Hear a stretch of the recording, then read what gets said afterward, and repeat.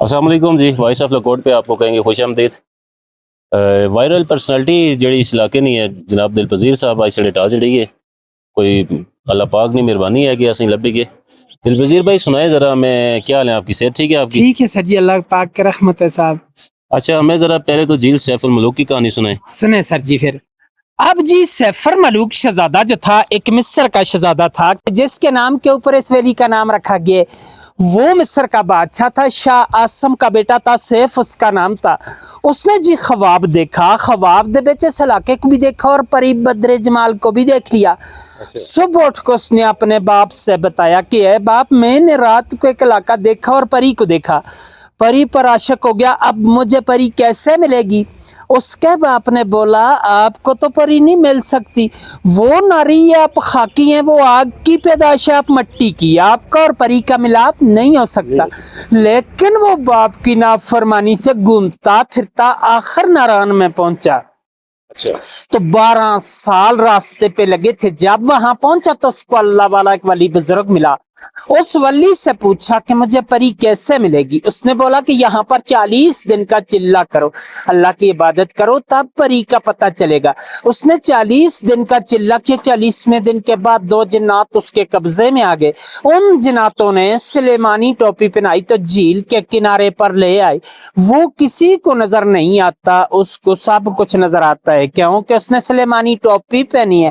تو ساتھ اس کی سہیلی تھی 8ویں بدر جمال، وہی پری جو خواب میں ملی تھی، وہاں پہ نہانے کے لیے آئی کوئے کاف سے۔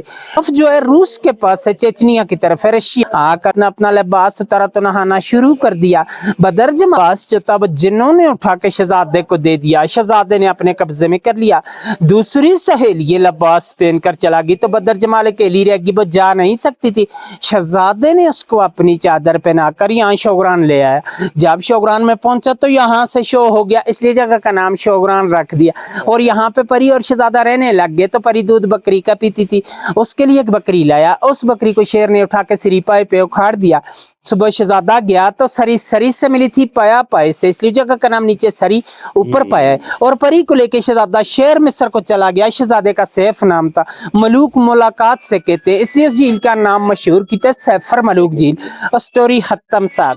اچھا ایسا سوال ہو رہا ہے بس آخری سا، یہ بھیا بتائیں کہ آپ نے یہ سارا کچھ کہاں سے پڑھا؟ کسی بک میں لکھا ہوا ہے یا یہ لوکل فوک داستان ہے جو سینہ بہ سینہ چلتی سر سینہ پہ سینہ چلتے آ رہی ہے؟ اپنے بزرگوں سے سنی ہوئی باتیں سناتے ہیں صاحب۔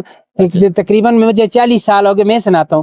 اسی طرح ایک بزرگ سناتے ہوتے تھے جھیل سیفر ملوک پہ، تو پھر ان کے بعد میں نے سنانا شروع کر دیا۔ تو ابھی تو نیٹ کا دور آ گیا سر، اس زمانے میں سادگی ہوتی تھی، موبائل نہیں ہوتے تھے، تو ایسے بھی میں سنا دیتا تھا۔ جی سر۔ کیا نام بتایا تھا آپ نے؟ میرا دلپذیر۔ اچھا یہ دلپذیر بھائی جو آپ کو کہانی سناتے ہیں نا، سب لوگ جو سنتے ہیں بیسیکلی یہ کہانی سینہ بہ سینہ چلتی آ رہی ہے، تو روایتوں کے محافظ ہیں یہ لوگ، ان کی قدر کرنی چاہیے۔ اور ویسے بھی سوشل میڈیا کے دور میں دلپذیر بھائی بڑے وائرل ہیں۔ اب جب بھی شوگران آئے نا، شوگران یہ ریسٹ ہاؤس ہے، فارسٹ ریسٹ ہاؤس ہے، اور یہ جو شوگران کا یہاں پہ سامنے نا جو سری کی طرف روڈ جاتا ہے، بالکل وہیں پہ آپ کو ملیں گے۔ جب بھی آئیں، بڑے اچھے دو لوگ ہیں یہ، بڑے مطلب آپ کو خوش کریں گے، دل آپ کو خوش ہوگا ان سے مل کے۔ تو اپنے سفر میں دلپذیر بھائی کو بھی اپنی کیو لسٹ میں رکھیں، یہاں پہ آ کے تھوڑا سا ڈھونڈیں ان کو، تو اس سے یہ ہے کہ آپ بھی وائرل ہوں گے، اور یہ تو آلریڈی وائرل ہے۔ Thank you so